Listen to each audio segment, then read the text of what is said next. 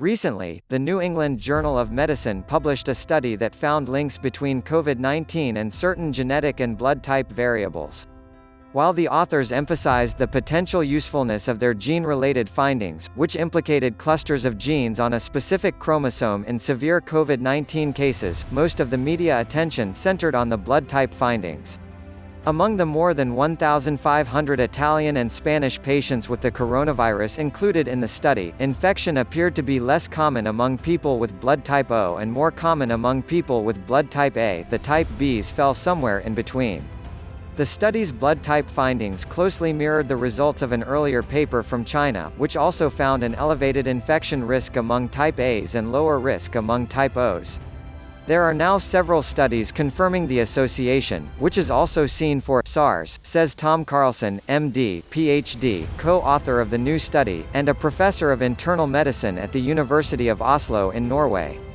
SARS and COVID-19 stem from genetically related coronaviruses.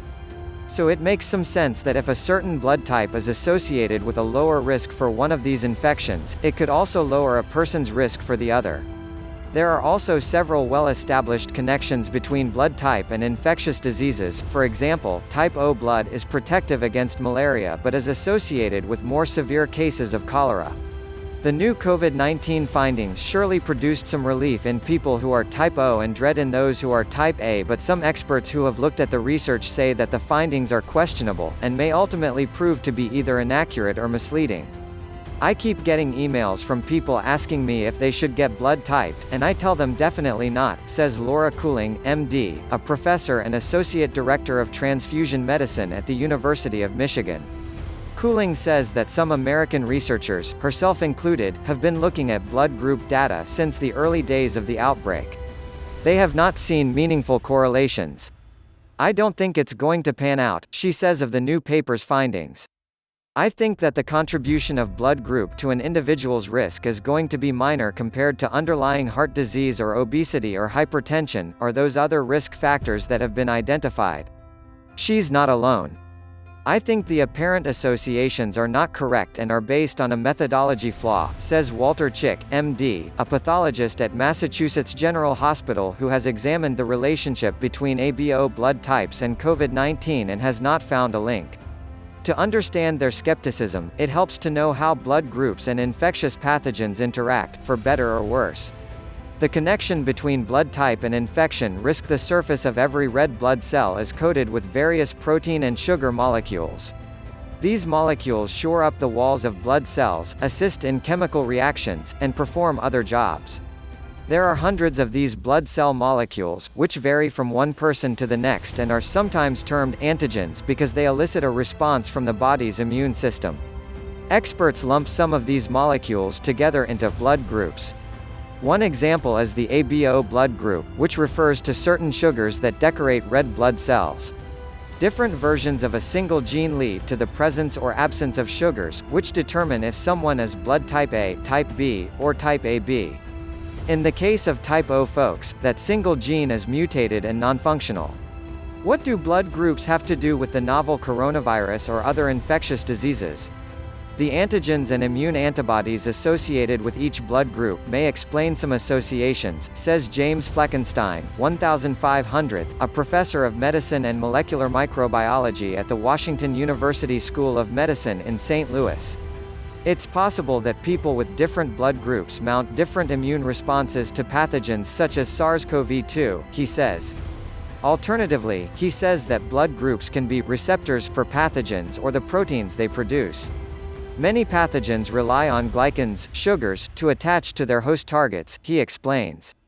Because molecules present on red blood cells are also expressed on mucosal surfaces that the virus might encounter, such as the walls of the lungs or intestines, they could be involved in the viral binding or uptake required for viral proliferation. I think that the contribution of blood group to an individual's risk is going to be minor compared to underlying heart disease or obesity or hypertension, or those other risk factors that have been identified. There are still other potential explanations. Some research has linked COVID-19 to abnormal blood clotting, and some blood group antigens can influence how blood coagulates. Why do human beings possess these blood-based differences? One theory is that this variability helps ensure that not everyone will succumb to whatever form of plague or pestilence is making the rounds. In areas where certain forms of infection are present, and have been for a long time, some infection-fighting blood groups are more common. In the Ganges River Delta there's a lower incidence of type O, and people have widely suspected that's from selective pressure from cholera, Fleckenstein says.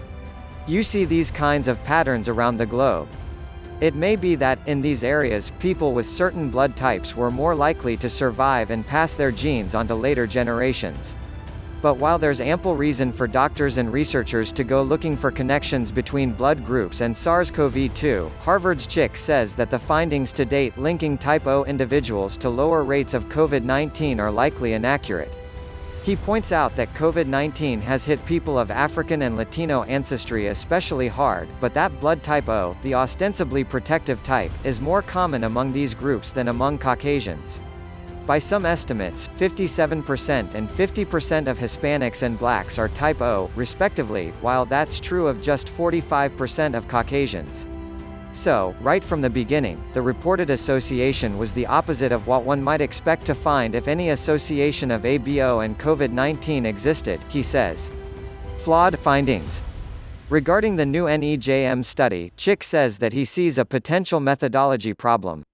It has to do with the comparison group, he says, referring to the non-patient group against which the COVID-19 patient data was assessed. You may still get severe COVID-19 with blood type O for now. The insight of this data is relevant to future research, not clinics. The majority of this control group was composed of blood donors. It is widely known that the ABO distribution among blood donors is not representative of the general population, he says. Group O blood donors are preferred always, everywhere, because their red blood cells can be used for any recipient. If Group O folks were overrepresented in the control group, this would make Group O's appear to be underrepresented in the patient group, which is what the study found, he says. University of Michigan's Cooling points out another possible issue with the study team's methodology.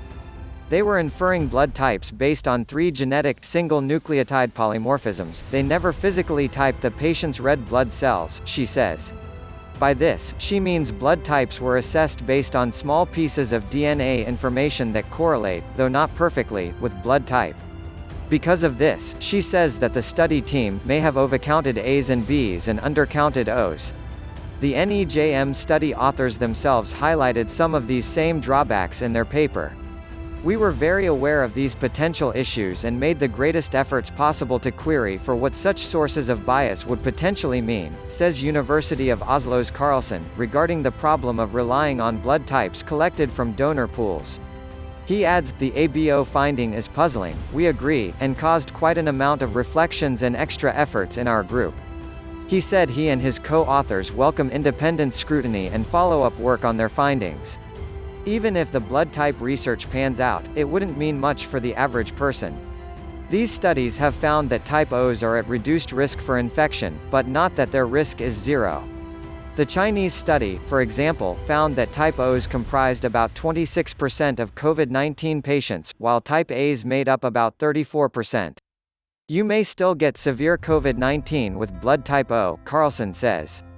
For now, the insight of this data is relevant to future research, not clinics. Cooling says that other aspects of the new study, such as data related to COVID-involved gene clusters, may very well prove helpful down the road. But for now, people shouldn't get wrapped up in the blood type hype.